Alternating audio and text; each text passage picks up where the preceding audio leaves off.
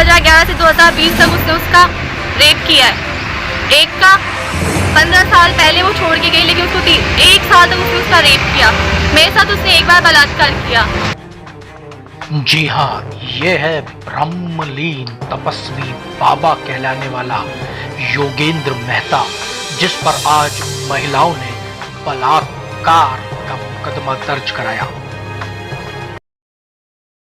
होती थी उसकी रिगार्डिंग हमको लेके जाया जाता था, जो नॉन होता था वो भी ले जाता था, बोले वहाँ चलो वहाँ सॉल्यूशन होएगा। हम वहाँ जाते धीरे धीरे, फिर वो जो वहाँ बाबा रहते हैं अपने आप को तपसी बाबा के नाम से पूजवाते हैं, तो उन्होंने क्या किया, धीरे धीरे हमें अपनी बातों में बहलाया। मैं कृष्ण हूँ, तुम गोपियाँ हो, मैं भगवान हूँ, मैं परमात्मा हूँ, तुम लोगों को मेरी सेवा करनी चाहिए। अगर कोई वहाँ आदमी जाता तो उसको कहता अपनी बीवी को लेके आओ, क्योंकि वो कोई औरत तो पहले जाती ही नहीं, आदमी जाता है सबसे पहले, फिर वो औरत को लेके जाता। फिर कहते बोले यहाँ 7 दिन रुको, दोनों मियाँ बीवी रुको, यहाँ देखो, यहाँ का माहौल देखो। फिर जब वहाँ का माहौल देखा जाता तो फिर वो सेटिस्फाई हो जाता आदमी, बोला अच्छा भला इंसान है। वो अपनी पत्नी को 7 दिन वहाँ छोड़ देता। फिर उस पत्नी को 7 दिन तक तो बोले गायों की सेवा करो, भजन पूजा करो, खाना बनाओ। फिर धीरे धीरे उनको अपने काम में लेना चालू करता है बाबा। बोले मेरे हाथ पैर दब रहे, मेरे हाथ पैर दबाओ। रातों को बुलाता हमको किसी औरत के थ्रू, बोले उसको जा बुला के ला। वो औरत उसको भेजती तो वो जाती, बोले महाराज क्या काम आ गया आज। बोले मेरे क्या हाथ पैर दर्द कर रहे हैं, मैं तेरे को अपना पुण्य देना चाहता हूँ, मेरे हाथ पैर दबा दे। वो उसके हाथ पैर दबाती, धीरे धीरे हाथ पैर दबाता छाती, सिर, पीठ सब दबाने लग गया। फिर बेड पे बिठाता, फिर उसको बोलता, बोला वस्त्र उतार। अगर स्त्री ने वस्त्र उतार दी तो ठीक है, वरना अगर उसने नहीं उतारा और सुबह ये सोच लिया बोले किसी को बताऊंगी, तो सुबह उसको बुलाता, बोले मैं तो तेरी परीक्षा ले रहा था। फिर वो औरतें सोचती, बोले भाई ले रहे होंगे, गुरु है, ले रहे होंगे कोई परीक्षा, क्योंकि यही सुन रहे हैं उस माहौल के अंदर। तो बोले मैं कृष्ण हूँ, तुम गोपियाँ हो, गुरु कैसे भी परीक्षा ले सकता है। चलो वो निकल जाता, फिर उसको 6 महीने निकाल देता, फिर उसको वापस बुलाता वस्त्र उतार। अगर वो वस्त्र नहीं उतारे तो उसको जिस चीज़ की रिक्वायरमेंट होती है उसके रिगार्डिंग उसको बहलाना फुसलाना चालू, फिर डराना धमकाना। किसी को खुद तो नशे के में रहता है या फीम गांजा चरस ये लेता ही रहता है वो 24 घंटे। और आदमियों को तो मशीन बना रखी है काम करने की, उनको तो दिन भर काम कराता है ताकि रात को सो जाए और औरतों को रात में यूज़ करे। जितनी भी औरतें वहाँ 400-500 औरतें आती हैं, सबको यूज़ किया हुआ है इस इंसान ने। छोटी छोटी बच्चियों को भी नहीं छोड़ा उसने।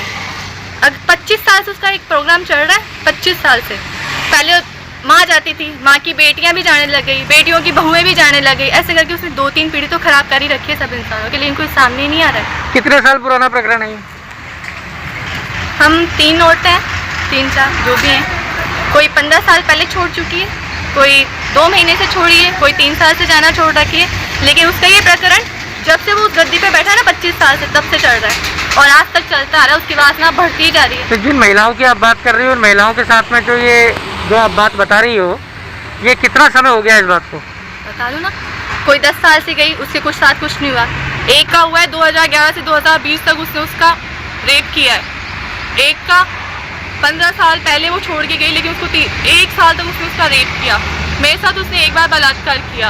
वो इंसान करता ही जा रहा है। अब तो वो छोटी छोटी बच्चियों को भी नहीं छोड़ा। तो महिलाएं आगे क्यों नहीं आ रही हैं? क्या कारण है? क्यों शिकायत नहीं कर रहा? वो बोले तुम्हारे घर बर्बाद कर दूंगा, तुम्हारा वंश खत्म कर दूंगा, तुम संतों के खिलाफ जाओगी ना तो तुम्हारा वंश खत्म हो जाएगा, तुम्हारे घर में कलह चालू हो जाएगा, काम धंधा नहीं मिलेगा, तुम मेरा पुण्य लेके जाओ।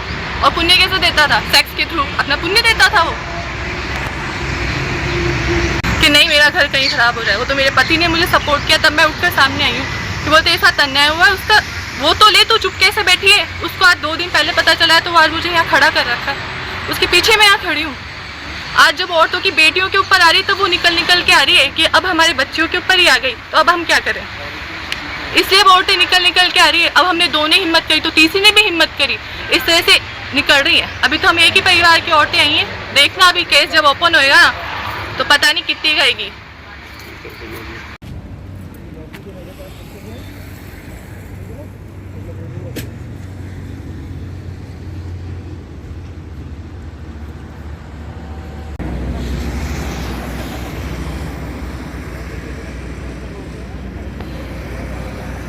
ये मामला क्या है?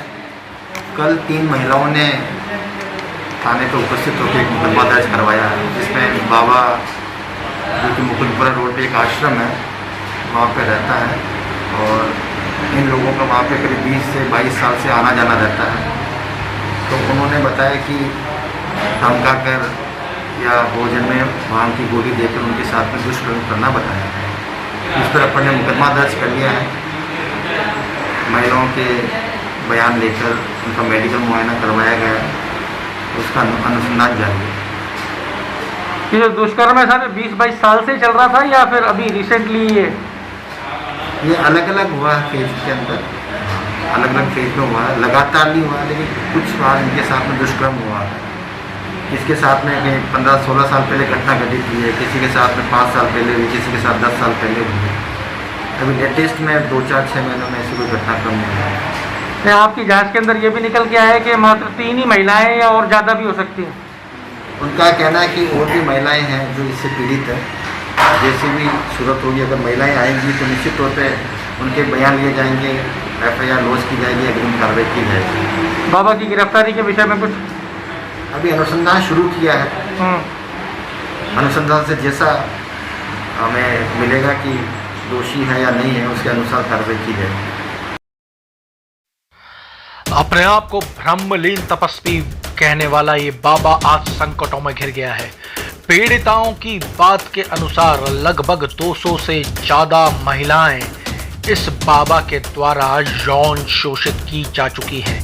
कब तक इस प्रकार के बाबाओं का ये खेल चलता रहेगा? क्या राजस्थान में एक और आसाराम पुलिस की पकड़ में आने वाला है?